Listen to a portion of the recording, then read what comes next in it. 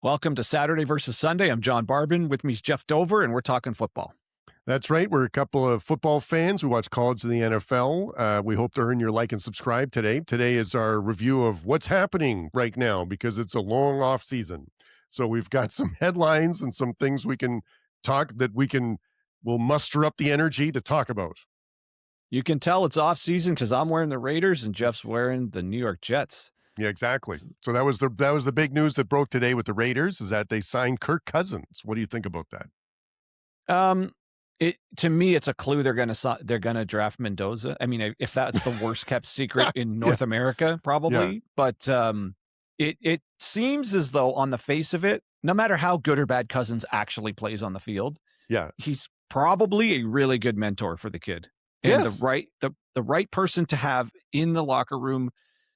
Not that I think Mendoza is a high character person. He's almost like the junior version of Cousins when it comes to character. So it seems like a great fit to just show him the ropes. This is how we do it in the NFL. And I don't know. I think it's a good idea. And to me, it's just a complete indication he's there for the purpose, not only of playing if he needs to play, but to mentor the kid. Yeah, I think this is absolutely fantastic. I think, and the fact that they've already come out and said that we'd like to not start the kid early on, right? Because that's how it used to be back in the day. People would get drafted. You didn't have to play right away. And you would learn because there's a big adjustment going from college to the NFL, and we've even seen it with lower round picks more recently that tend to do better because there's less pressure to start them. You're not paying them as much money and they can develop and they can learn. And then, so I think it doesn't cost them much.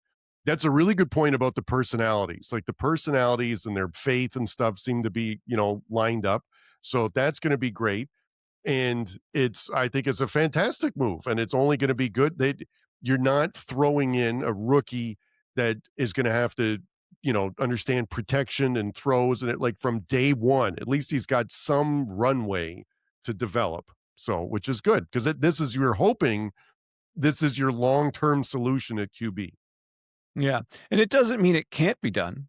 CJ Stroud was successful right out of the gates. But then Caleb Williams took a couple of years to develop into what now seems like not only a regular NFL starter, but a potential superstar on his way. Bryce Young, somewhere I don't really want, maybe in between, obviously terrible. Yeah, benched, came back playing better though. Mm-hmm. And the end of last year, I remember saying, oh, that's Bryce Young. That's like Alabama Houdini Bryce Young. Like that's what they thought they were drafting was the latter half of last year's Bryce Young performance. So and then you have Jaden Daniels straight to the NFC Championship game. So it can happen all different ways. We don't really know how it's going to go, but my guess is it's got to be a net positive for Mendoza specifically to have Cousins there. Yeah. And here I got a question for you. Do you think Cousins' presence, and assume they're drafting Mendoza, do you think Raiders fans would be okay with it being a rocky season, knowing that's the plan and that Cousins takes the field first, and maybe he plays just sort of like how he did last year in Atlanta, where it's like, it's kind of so-so, or whatever the year he started in Atlanta, and it's like, oh, okay, but we know where we're headed with this, and we'll absorb or accept. Cousins is not the future. We'll take whatever it is he gives us this year, knowing Mendoza's the true future. Yeah, I think that's a great question. And I think it absolutely will be determined by the rest of the team, right? Because we've seen teams where it's in like a full rebuild or like the whole team sucks, right? And so if you can't run the ball, you can't protect the QB, the defense can't stop anyone, then yes, I think, if Kirk Cousins gets beat up a little bit, doesn't play super fantastic, but it won't look like the QB's the problem, right? If the whole team isn't doing well, and they've got a lot of draft picks and they're, and thinking past this first year, I think is apparent. So now if the team is somewhat competitive and because things can happen like that in the NFL. If the team is somewhat competitive and Kirk Cousins has a couple of bad games and there's like missing some open throws or like all of this and the running game's not bad with what's his name from Boise State. So then they will be a little anxious about getting Penix in there, because that was more of like the Atlanta situation, right? It felt like they had some pieces and but I just don't think that the Raiders are there yet. Right. There's some pieces like you've got, I guess, as of time of recording, do we know the status of Crosby? Is he really staying, or is he possibly still could As be time traded? recording, I believe he's staying, or at least he's declared he's a Raider, but Right. yeah. Yeah. But so what's funny about this is that on the other side, so here's a question we'll set up the next segment. Who would you take right now, Kirk Cousins or Geno Smith? For what purpose? Well, you're an NFL team and you got to take someone. For the Raiders, I'd rather Cousins for the purpose of mentoring Mendoza. Sure. We got to qualify this. Is he a Okay. bridge quarterback? He's obviously absolutely not the future. Right. Are you gunning Neither one for of them are, probably, right? Of course not. Are you Yeah. gunning for a draft pick? Like, to me, it's put it this way. I think Geno Smith should be the best backup quarterback on a Super Bowl caliber team. That's where he should be. Think about. Yeah, that's a good one.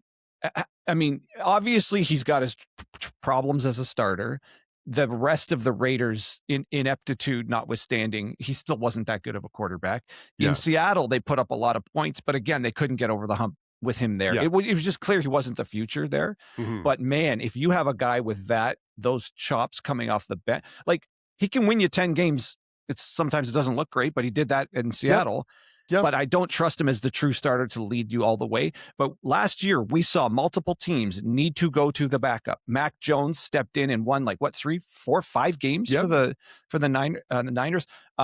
Mills, 3 games in a row, I think he won for the Texans during that huge streak while Stroud was out. Now everyone wants their hands on Mills. I think either he got offered. I think they wrapped him up to make sure. So it's clear you need a good backup in the NFL to go a long way, I think. Yeah, because that's your backup. You'd be so powerful if you had imagine him backing up like Mahomes or something. Yeah, no, and that's an excellent point. Like this, because every game counts in the NFL, right? And that's the difference from 10-7, 12-5. 9-8 or so, right? Home field or not. Yeah, so 2 wins, and you're going to need the backup to steal you 2 wins, and then that's the difference between making the playoffs or not, or the home field. So that's a good point. So my point where I was getting at was that what was funny was that when Geno Smith goes to the Jets, I was like, what a complete waste of time. This is like a zero story. But you could argue he threw for 3,000 yards last year, right? And Kirk Cousins threw for 1,700, I think, because he was partly injured, partly because he didn't play the whole time. And it's just funny the different reaction from these moves, right? Because to me, they're similar caliber of player, I would say. But the Kirk Cousins, I'm like, this is a fantastic move. If he gets starts the first couple games, takes a little bit of pressure off Mendoza, that's a great fit. And then Geno Smith is this is the worst move I've ever heard. The fact that the planning on him starting and that he's the guy, and there's no way they're not taking a step forward at quarterback. The Jets are going to be predetermining they're going to be terrible now, it's just interesting how it was a similar caliber of person, but in a different situation and in a different team trajectory, and it's because that to me is the worst move ever, getting Geno to the Jets and saying that he's going to be our starter versus the Cousins thing, which I think is a fantastic move. Yeah, it's situation dependent, and I said, team dependent. Smith is nothing more than a bridge quarterback. That's all he's ever really been. He was never. I always said he looked like he was cosplaying a true starting quarterback. He's in the press conferences, everything. He's just fans knew. Every fan knew in Seattle he's not taking us there. Every fan with the Raiders, as much as you want to project some optimism, you knew he's not the guy. And so wherever he goes now, so I guess he's returning to the Jets. So okay, prodigal son returns. So what? It's this. I think Jets fans probably are viewing him as a bridge, and they're hoping for a good quarterback in next year's draft, which probably is going to have 3 or 4 total studs that you can really get excited about next year. Yeah. And maybe if Smith is still on the team, then maybe he can assume the Cousins role with the Raiders, being the mentor to the kid. Yeah, First of hopefully. all, Smith's got to get it out of his head that he's any kind of long-term solution anywhere. Like, if an administration person at the Jets is saying, "Oh, you're a long-term solution," don't tell a guy that he's not. Right, last year he got sacked the most out of any QB in the league, tied with Cam Ward, 55 sacks. So I don't know if he's going to make it through this season because it's not going to be a good season for him. And he's going to get hit a lot. And it's like, and then you're not going to feel the same way for 2027. Like, even if you have a high QB draft pick, like, and it's like, oh, but don't worry, we got Geno Smith to start, like that's a case where they'll be clamoring for the rookie, like day one, even though he's there, right? So it's just amazing how different the outlook is for both these teams, even though it was a similar type of QB situation that was just happening. So the argument for and against Smith is, he just wasn't in a good situation. Like Brock Purdy landed on the Niners and they went to the Super Bowl in 3 years. It's like, Yeah. would Smith go to the Super Bowl? But then the other argument is he was with Seattle. They got rid of Seattle, and then they won. Seattle got rid of him, and they won the Super Bowl the next year. Yep. Did the team fundamentally change that much in a year? Where if Smith was there this year, he would win it too. It's the team improved. I don't think so. I think he's the thing. He's one of the major things holding Seattle back. Darnold, even though they want to compare the two, like they're two of the examples of someone who was highly touted out of college, didn't maintain a starting position. Both of them had this resurgence as starters again. Mm-hmm. It's actually a good story, the parallel between those two guys' career. Yep. And then of all things, it's Smith that gets let go. Darnold replaces him, Super Bowl. So it's like one of these truly was a guy resurging, and the other guy's sort of always been just a placeholder. He's never really going to take anyone there. Mm-hmm. No, and it's just that was the headline that got me this week, and this was a couple days ago. It wasn't on April Fool's. It was Aaron Glenn says QB Geno Smith will lead the Jets to the promised land. Like, come on, like that's a perfect encapsulates everything that's happening in the offseason, which is not much. Nothing. And just trying to generate stuff to talk about, which is ridiculous.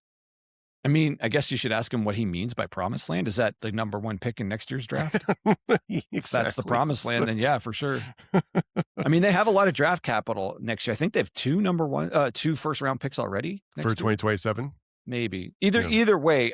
I think so. I think they're in a really good position, either between the amount of picks they have this year and next year.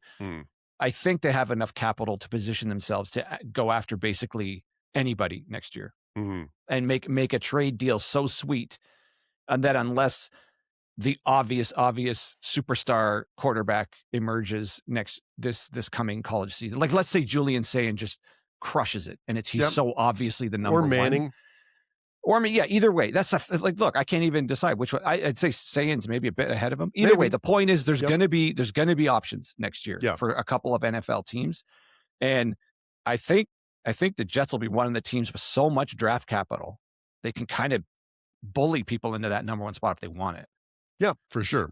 Yeah. Or end up there themselves. Themselves. Yeah. No. And another team that's going to be starting off in not a great position this year are the 49ers, who has just released that the whole schedule's not out yet. That's going to come out later, but they're playing a game in Australia to start the season, and a division game, which is ridiculous. So first of all, that is the longest flight by far. Like that, some of the flights in Europe or even across the US could be 4 or 5 hours, 6 hours. This is a 15-hour flight, which is ridiculous. And it's a division game. So that means that, because normally you'd play the Rams at home and then the one time at their place, right? So one of those isn't going to be right. One of those teams is losing a home game, right? Yeah. So I heard that. Look, first of all, I think that's ridiculous. If you haven't noticed, football players are kind of big. So no matter what kind of plane they're on, they're going to show up not feeling great. So I think they're going a week ahead to try to adjust to the time zone, which is almost enough time. Barely enough time to adjust. And apparently the Rams organization owns the media rights to the Australian market, if I'm getting that right. Okay. So certain I was reading about this earlier. Certain organizations in the NFL own the media rights. I don't know how this works to certain other jurisdictions. Interesting. And I think that's why this game ended up in Australia with specifically the Rams in it. I think Gotcha. I hate the idea of division games out Oh. of the country. Give them just not a division game. Don't give them a No. rivalry game like that. Yeah. And then Give them the Shanahan, Jets. They go then, see, sure, watch them if they got let the home fans in Australia see them beat up on the Jets. right. And then Shanahan, I guess, was being like sarcastic in a press conference, like, "Oh yeah, it's great, love it," And then I think he said something to the effect of, "Well, why don't they play us in Mexico as Yeah. the other game?" Yeah. Because I think the Niners have the media rights for Mexico as a jurisdiction. Oh, really? Okay. Yeah, but either way, it's all of this travel's nonsense. I saw No. something that they're going to travel the most total miles this year, and I mean, is that really good for the game? I guess. can't imagine how much expanding the NFL fandom in Australia, I just don't know how that would work because it's not even if you had some sort of streaming service or whatever, like what time would the games be on over there? Like it'd be the only American football they'd be watching. Like I don't know. It's not like baseball.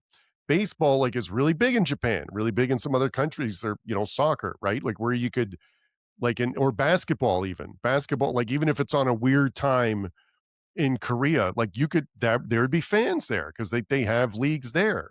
So it's this I just don't understand because this is a very NFL is not is international Well, as you some know of those what? other sports. There is a pipeline of kickers from Australia. Yes, this is true. It's getting to the point where that's going to become an exclusively Australian based position. So maybe You're right that's about it. that. I don't know. Maybe that's it. I don't know. That has to have something to do with it. Yeah. I don't know. Obviously, we don't know anything behind the scenes. Maybe the media deal's just too sweet not to do it. Mhm. But it's just a bummer because there's so few games in football. It just super sucks to take a home game away from any NFL team. And then Jacksonville routinely has 2 in Europe, which is Yeah. that just sucks. That just Yeah. sucks that it's just not. To me, No, I don't know. I'm always disappointed with the television presentation of an international game because there's just something better about the home crowds. I don't know, Oh, intensity. yeah. No, we talked about that last time. Like that was the Brazil game was like hard to watch.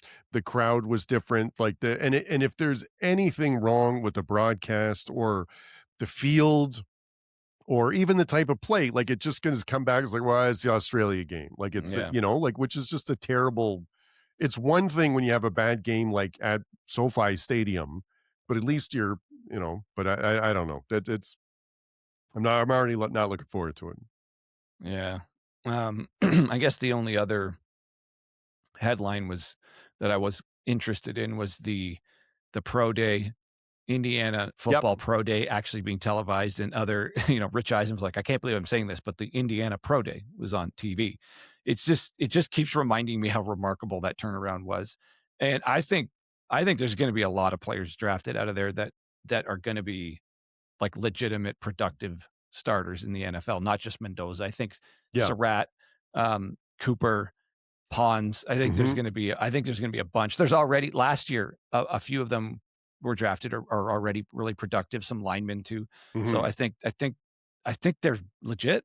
I Yeah. think this is just on the map now. I don't think it's a blip on the radar because the momentum they must have built from that championship. Mhm. Because now when kids tour the place, they could point right at the championship. So Yeah.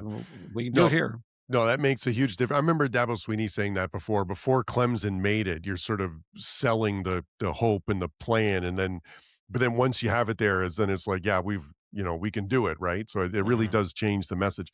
No, I think you're right. I think that because how long the season is now in college, and because of the expanded playoff, and you're playing against really more games against higher competition, I feel like you're I don't want to say more established, but you've played against bigger, faster people for more games than you would have before. And that means something in a championship game, like a championship team, like and we've talked about that before, like with Georgia and stuff, where the defense was so amazing.